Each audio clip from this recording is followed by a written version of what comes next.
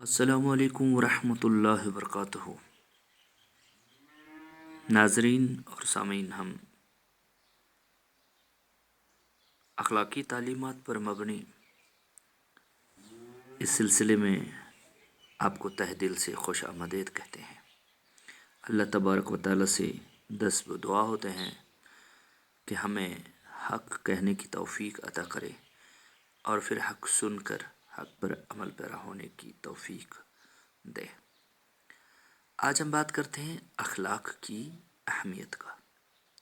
دوستو، اخلاق کی اہمیت کے سلسلے میں عرض کرنا چاہتا ہوں کہ انسان معاشرے میں پیدا ہوتا ہے اور اسی سے جیتا اور مرتا ہے۔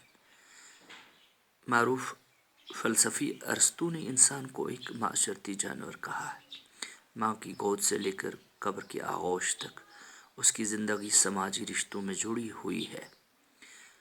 ان علاقوں اور رابطوں کی اسے ہر وقت ضرورت رہتی ہے۔ یہ اس کی بشریت کے اجزاء ہے۔ ان کو توڑ کر وہ ایک انسان کی طرح زندگی بسر نہیں کر سکتا۔ ارسطو کا قول ہے کہ جسے معاشرے کی حاجت نہ ہو وہ یا خدا ہے یا درندہ، انسان نہیں ہو سکتا۔ اللہ تبارک و تعالیٰ نے ہمیں یہ خصوصیت دے کر ہمارے وجود کے گرد حقوق و فرائض کا ایک وسیع جال بن دیا ہے۔ ہم پر ہمارے گھر کے حقوق و فرائض ہیں، ہمارے محلے کے حقوق ہیں، ہمارے شہر، ہمارے ملک اور کل دنیا کے حقوق ہیں، اور ان سب پر ہمارا حق ہے۔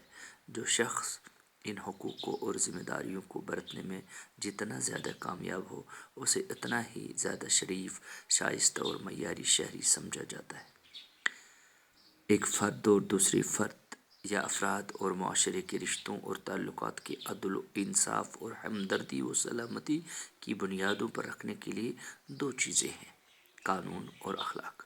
ہماری نجی اور اجتماعی زندگی کی عافیت اور اس کے صاف ستھرے پن کا انحصار انہی دو پر ہے۔ دنیا کے سارے مذہبوں نے اپنی بنیاد اخلاق پر رکھی ہے۔ اسلام نے ایک طور پر اخلاق کی اہمیت کو عبادت سے بھی بڑھا دیا ہے۔ اسلام اخلاق حسنہ کو ایمان کی پہچان بتاتا ہے۔ جس مسلمان کے اخلاق جتنے اچھے ہوں اتنا ہی اس کا ایمان مضبوط اور اس کی عبادت مقبول ہوگی۔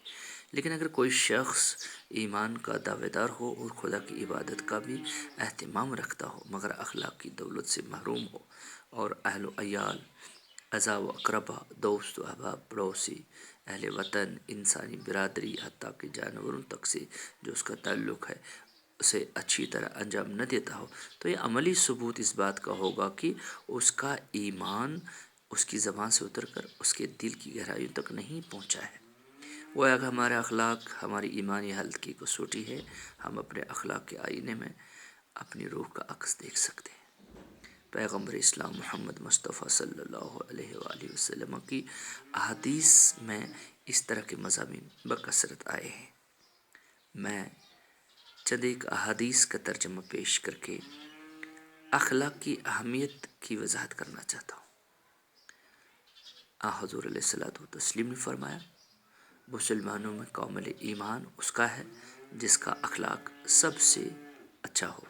صلی اللہ علیہ وآلہ وسلم نے فرمایا، اللہ کے بندوں میں اللہ کا سب سے پیارا بندہ وہ ہے جس کے اخلاق سب سے اچھے ہوں۔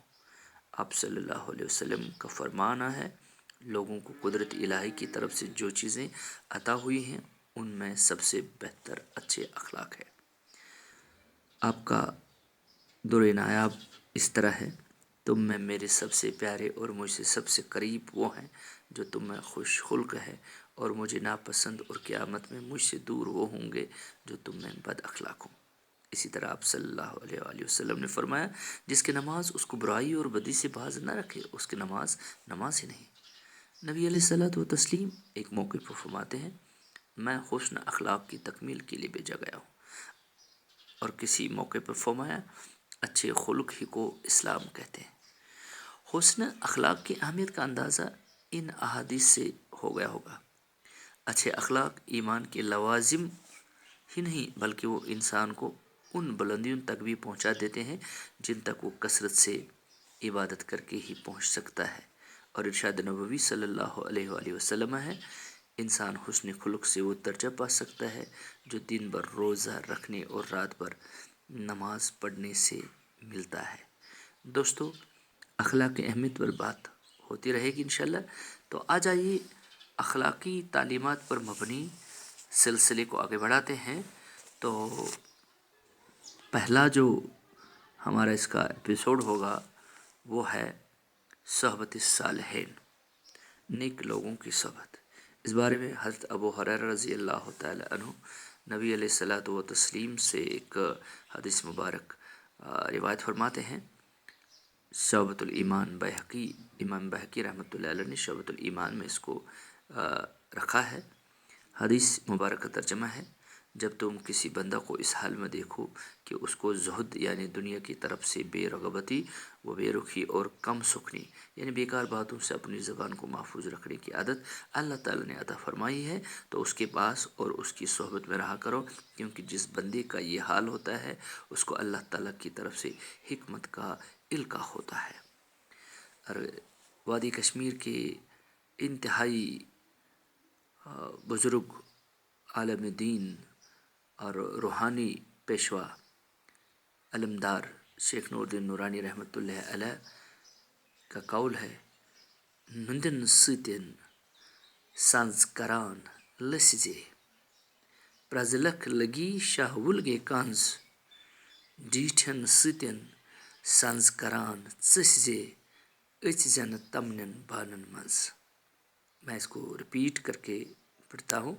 نندن سۭتین سانز کران لسزے پرزلک لگی شاہ ولگے کانز ڈیٹھن سۭتین سانز کران ژسزے اچ زن تمنن بانن منز۔ اب اس کا اردو ترجمہ، میرے عزیز دیندار متقی اور موحد کی صحبت اختیار کر کے کامیاب زندگی گزارنے کا انتظام کر۔ تیرا وجود اور ضمیر اس طرح صاف و شفاف اور نورانی اور پاک ہو جائے گا جیسے اوکھلی میں شاہولگ دھان کی اعلیٰ قسم کوٹ کر چمک کے صاف و شفاف ہو کر اس کی خوشبو اور بھی کھل اٹھے گی۔ برے یعنی بے دین، مشرک، بدعتی اور بد کردار لوگوں کی صحبت سے پرہیز کرو اور ان سے ڈرتے رہو۔ کالک لگے ہوئے برتنوں میں مت بیٹھو۔ صالح صحبت تجھے صالح اور بری صحبت تجھے برا ہی بنائے گی، جیسا کہ مولانا جلال الدین رومی رحمۃ اللہ علیہ نے فرمایا ہے، صحبت صالح ترا صالح کنند، صحبت طالح ترا طالح کنند۔ دوستو، انشاءاللہ یہ سلسلہ آگے بھی چلتا رہے گا۔ آپ کو ہماری یہ ادنا سی کوشش کیسی لگی؟ ہمیں آپ کی آراء کا انتظار ہوگا۔ آپ کی کومنٹس کو ہم بالکل ان کے لیے چشم برا ہوں گے۔ آپ کومنٹ کیجئے گا اور کومنٹس کے بعد اس چینل کو لائک کیجئے گا، سبسکرائب بھی کیجئے گا، اور انشاءاللہ المستعان آپ کی دست تعاون سے ہم یہاں پر نت نئے موضوعوں پر اسلامی تعلیمات کی روشنی میں، اخلاقی تعلیمات کی روشنی میں بات کرتے رہیں گی۔ فی الحال اللہ نگہبان۔